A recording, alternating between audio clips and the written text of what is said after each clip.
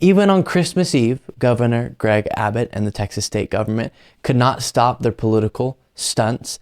We're going to dive into specifics of groups, over 100 migrants being dropped off in Washington, D.C. outside of the residence of Vice President Kamala Harris, and being freezing cold weather, all that. But before we do that, one of the things I like to make sure is noted within the context of these stories is that there is a real conversation about solutions to real problems that needs to be had about the southern border. And Republicans, in doing things like this, are not just exploiting lives for political stunts and fear-mongering. They're actually actively distracting from the conversations that could be getting had about real solutions. And so we've seen historically the last two most significant immigration reform pieces of legislation that were put forward in a bipartisan manner actually were prevented from getting passed because of a batch of Republicans. And then we saw with Joe Biden trying to get more funding for the southern border, these exact initiatives to address the situation we're in now. And it's often Republicans, in this situation it was Republicans, who did not want to get on board. And so they're not actually trying to raise awareness about a real problem they want to solve.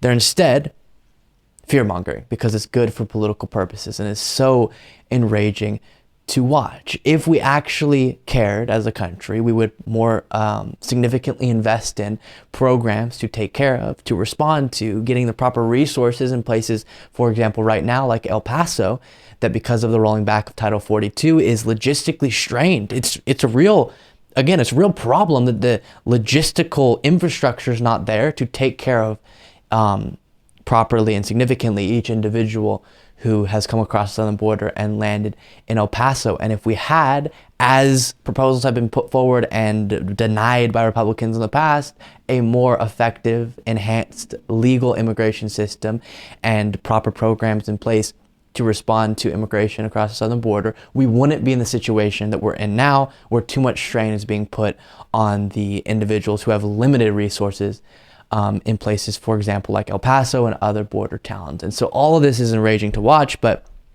with that being said, here's this from the New York Times. Over 100 migrants arrived near Vice President Kamala Harris's home on Saturday evening, one of the chilliest Christmas Eves on record in the capital, according to a mutual aid group. Volunteers anticipated 3 buses with about 130 immigrants to arrive in New York on Christmas Day, but the buses were rerouted to the Washington area because of road closures and frigid conditions. Migrants arrived in Washington after a 36-hour journey, some with little more than a t-shirt or a light blanket. The mutual aid group helped coordinate travel and housing for the migrants and provided food, coats, shoes, and other warm articles of clothing to combat temperatures that plunged below 20 degrees.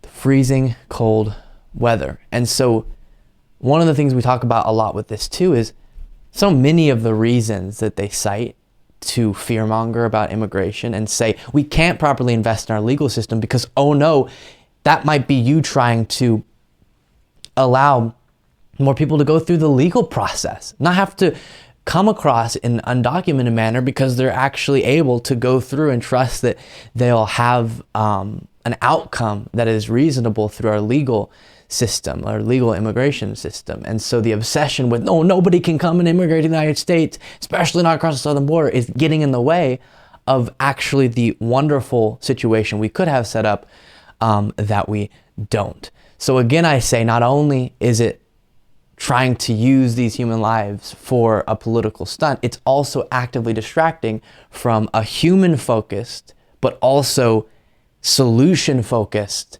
discussion that we could be having when it comes to the logistical challenge we're seeing right now with the southern border. Thank you so much for watching. If you want to be a part of what makes this show possible, plus get access to the full video version of the show hours before any of the clips are uploaded to YouTube, plus get a full extra show every single Saturday, you can do so by going to patreon.com/Luke Beasley. That's patreon.com/Luke Beasley, and there's a link in the description.